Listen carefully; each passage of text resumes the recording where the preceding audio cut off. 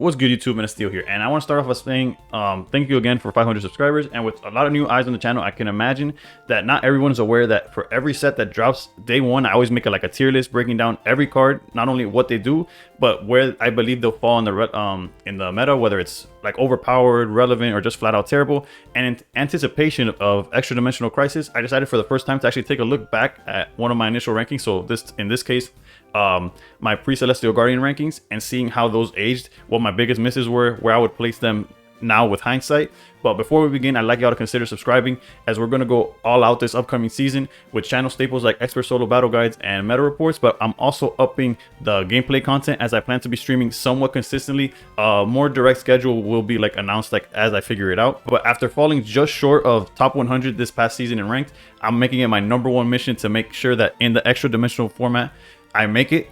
At least that's the plan, So if any of that interests you, you know what to do. As always, thank you for watching, and above all else, stay pro. Jumping right into the tier list, we have what is a screenshot of like what ended up being the final results of my tier list on day one. This is like before playing a single game of Celestial Guardian format. However, as you can see, there's some things that were pretty clear, like pretty good choices in my opinion. I feel like Rare Candy and Guzma would be considered broken, although I would put Rare Candy in its own tier. If I were to remake it, I would put just Rare Candy tier, like way above everything else.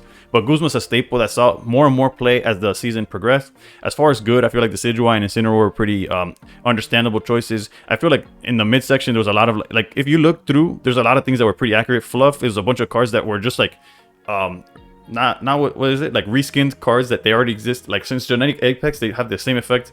They just put a different Pokemon's name on it and say like, oh, here's a new card. It's just like fluff, filler in the pack.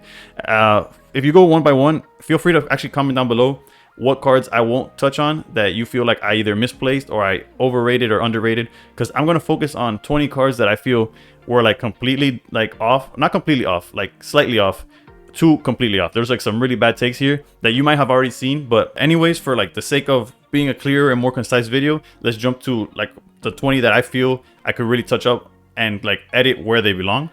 As you can see here, we have a much condensed chart, as these are the cards I truly believe I kind of like missed on, whether it's just slightly, maybe it's a playable card that was good, or a card that I thought was good that ended up not being too much, or vice versa, a card that I thought was good that just was insane. But nonetheless, this is what I feel like I missed the most. Regardless, you could also just look back at the, like I mentioned, look back at the initial picture, and if you saw any cards that you thought I was wrong there, feel free to comment down below. I'll respond and we'll have a conversation about what was right or wrong, or if I agree with you, or like maybe it's something I overlooked. Honestly, I didn't want to make too long of a video, so I'm gonna go right into re-ranking these cards as I see fit. I'm gonna begin in like the order that I found it on in the card list basically. And the first card that I truly feel like I messed up has to be Turtonator. I had it under playable because I was like, you know, after I missed when Palkia came out. I thought it was a lot worse than it was, and honestly it became one of like stable cards. I love to use it. Granted, water is irrelevant right now, so it's no reason to mention Origin Form Palkia, but I truly believe that this card is good. Granted, if you go back to the video, I did completely misread Kiawe, and I thought it was like a Volkner that grabbed the fire from the drop. Knowing that it grabs it from just the energy pile would have definitely changed my edit the day of. So that's something that tends to happen on the initial videos that I make, because I'm just like I'm reading 155 cards. I don't want the video to be like 3 hours long, so that thing tends to happen. And it was by far one of the biggest misses, and I would have to put these side by side, like they go together. And I had it like in mid. I had it like one of the worst trainers ranked actually, because I thought it was way too slow. Honestly, a turn 1 Turtonator beats a lot of decks, and it made Charizard probably the strongest version of Charizard in my opinion. Right now we have Crabominable, which I had in broken for some reason. And the reason is because I was a big fan of Executor throughout its run. Sometimes I wasn't as big a fan of it. I definitely wasn't a fan of the Celebi Executor version, but I was a fan of like Executor in Genetic Apex, a huge fan of the Arceus Executor. But nonetheless, both Executor and this card are just not it anymore. I want to put it in good still, because it's still a good card. It has a high HP total. It attacks like for just 1 energy. It's susceptible to Sabrina, but in a different format, it would have been so much better. I don't think it's definitely not broken like I thought it would be, but I don't think it's that bad to be calling it like mid or playable. I still think it's a good card. Araquanid is a card that I thought was playable because of how good I thought Lana was, but realistically, both of these just fall under mid. The same way that I misjudged Turtonator with Kiawe, I misjudged how much a free Sabrina would like such a good like a Sabrina on paper. This card reads so well because it's two of the best and most used cards in the game, Sabrina and Cyrus put together. However, tying it up with one of the pretty terrible Pokemon, honestly, being a stage 1, being not too good, water not being a good place in the format, it just fell off. However, since it does read so well, I don't want to call it bad, but it's definitely like mid. Now we have my first like I feel like this is like a really bad miss. I put it under good. I did not assume, or I did not foresee how good or important Oricorio will be to the format. It, in my opinion, continues to be the only card that in ranked you would play and gave you like auto wins, where like your opponent would see it flip and just be like, yeah, I'm out. Like, not many cards have that ability in the format. Maybe Dark-Eye Giratina as a deck back in the, now I'm mixing up the sets in the Shining Revelry format, but not even, because at some point people just started building to either go against you or it was a bunch of mirror matches. Oricorio is the one card this set that if they saw it, they're just like, yeah, I can't play against this. Another card that I misjudged, I had Tapu Lele underplayable. Realistically, this card is borderline broken. It's, if anything, it's on the top of good tier. Granted, if you look at my previous tier, the full tier list, I don't rank things in terms of like high A or low B or something. Like, I just put them where I feel they land in the order that I'm going through. But in this case, I want to emphasize that it is very, very, very close to broken. However, there's ways to play around it. There's certain decks that don't care for it, so it doesn't fall under Oricorio's like broken status because this auto wins games. However, it is very a good card. It's basically like Hitmonlee. Hitmonlee is a good card, but it completely fell off, right? Like, its fighting is not as relevant. Magikarp's not in the format where you just like auto snipe it. The ceiling on Tapu Lele is just insane. The decks it goes into is really good too. And honestly, it didn't start off such a big force in the meta, so I don't blame myself too much. Like, I'm not too hard on myself for having it under just playable. But I'm glad to see that it jumped. I got my 2 copies of the alt arts, so it's like it's great for me. These guys, I had them in playable, right? Realistically, this one is bad, and I would put this one up to good. Maybe towards the end of the season, it did start falling more under playable, as it wasn't as strong as when the season started. When the season started, it was like the aggro deck of choice.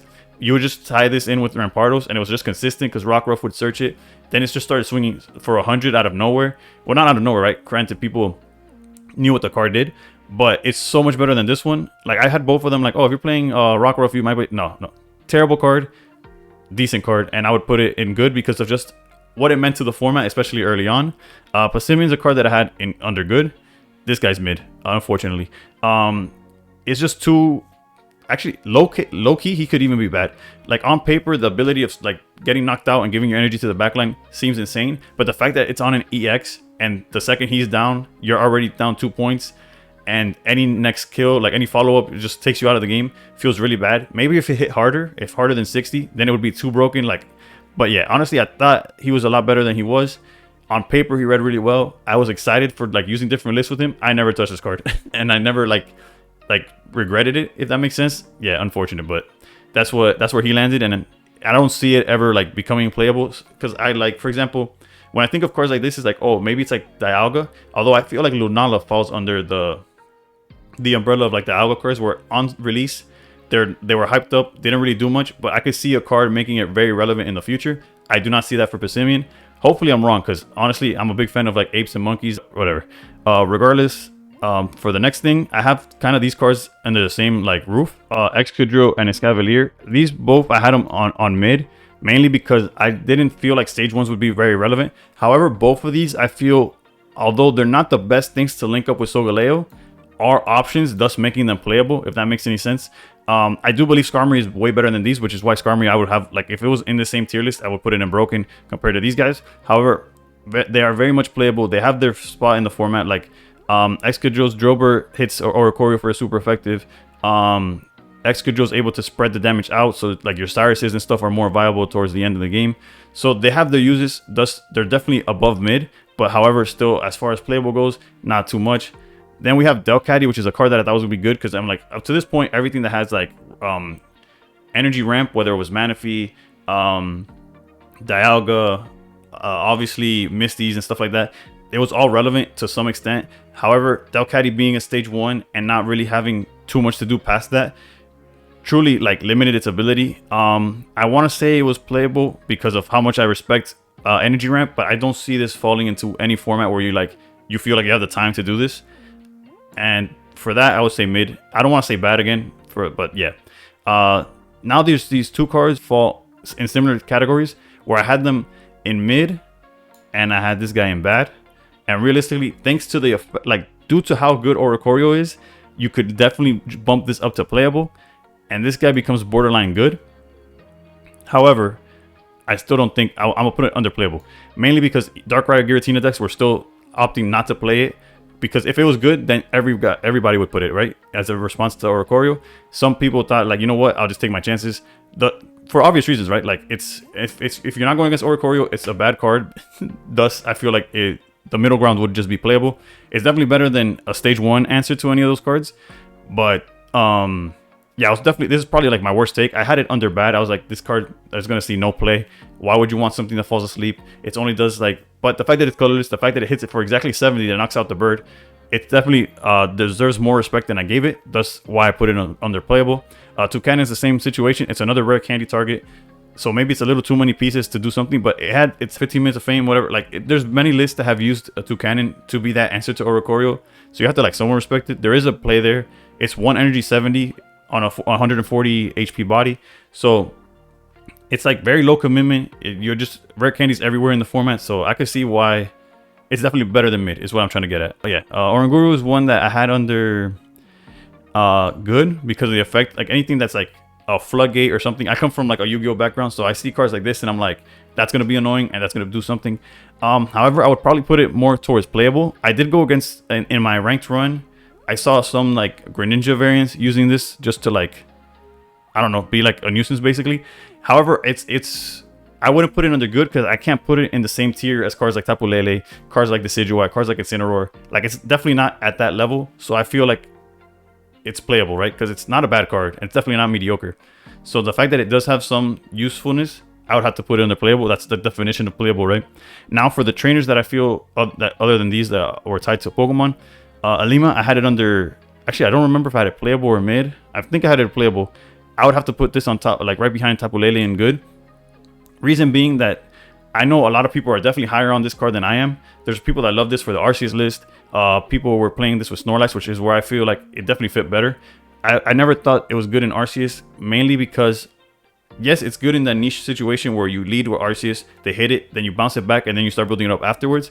But late game, you have it built up. The chances you have another attacker that could do something is very low. However, I do respect the card. It definitely has a high ceiling. And it's only a card that's going to get better through time based on whatever colorless Pokemon they print out or whatever. However, it's one of those cards, again, I feel like I said however too many times, sorry. Don't if you make it a drinking game, you might die. But Alima is one of those that, especially in a tournament setting, in ranked or in a ladder, it's much better. In an open deck list, in tournaments, it definitely falls off in effectiveness, because if they see it's there, they could play around it. And if they're able to play around it, it feels really bad, right? If you cut Leaf for Alima and you start with Arceus and they just don't touch it until they could one-shot it, you are stuck. It feels really, really bad. As for the rest of these, Sophocles, whatever the guy's name is, I would put them under mid. I had them as playable. None of the cards that he boosted saw any relevance, but I wouldn't call it a bad card. Adding 30 damage is still good. It works for solo battles if you want to use those cards instead. Mellow, also I would call it mid. Serena saw some play, but at no point would you actually play this this trainer card with it. And then the other card that will join Oricorio and Broken that I had under good, I underestimated how crazy the 60 HP is. A generic 60 HP. I know it's limited to stage 2s, but there's so many stage 2s in the format thanks to Rare Candy, and that honestly puts Lily over the top. It's such a strong card. The 60 HP really puts you above certain thresholds. It's honestly the third healing. What made the Decidueye so good in my opinion was that third heal card. So being able to go Erica, and then Lily's that extra 60 that in a mirror match it completely nullifies whatever they attack. And so many matches that 60 keeps you alive in certain ranges that it's just way too strong of a card. It's only gonna get better unless they just stop printing stage 2s, right? At that point, then the card starts tanking. But as of right now, as long as they keep printing stage 2s, as long as stage 2s are a part of the meta with Rare Candy, Lily's going to be there, and Lily's a very strong card. Whether it's even like Solgaleo matchups, it made Charizard be very hard to knock out because you couldn't you can't really do chip damage if they're healing 60 in between. So stuff like that is basically what it came down to. Overall, this is where I feel like if I were to re-rank where my errors were from the first one, it would look a lot more like this. Things like the trainer cards definitely dipped below, except for Lily and Kiawe, they rised up. A lot of my mid-tier Pokemon were actually a little bit better than I gave it credit for, and some of the Pokemon that I thought were broken were okay, and some of the Pokemon that I thought were okay were just way too insane. Like, I should have respected, especially coming from a Yu-Gi-Oh background where I thought like Oranguru was gonna be good. I should have known that Oricorio was gonna be above and beyond. But here we are. This is what a tier list would have looked like if I knew then what I know now. Regardless, I hope you kind of enjoyed kind of like looking back at my mistakes. I don't usually like do these videos, but I just want to try something different, something new to the channel that I haven't done before, which is look back at my past reviews and actually, like, I guess, be held accountable for my opinions. Usually I just make the videos and it's like, oh, if it was wrong, whatever. Regardless, thank you all so much for watching. Really anticipating this brand new set. We're gonna go all out with whether it's just the streaming, the extra solo battles are always gonna be a part of it. So if you're casual or competitive, there's always gonna be something for you in this channel. And above all else, stay pro.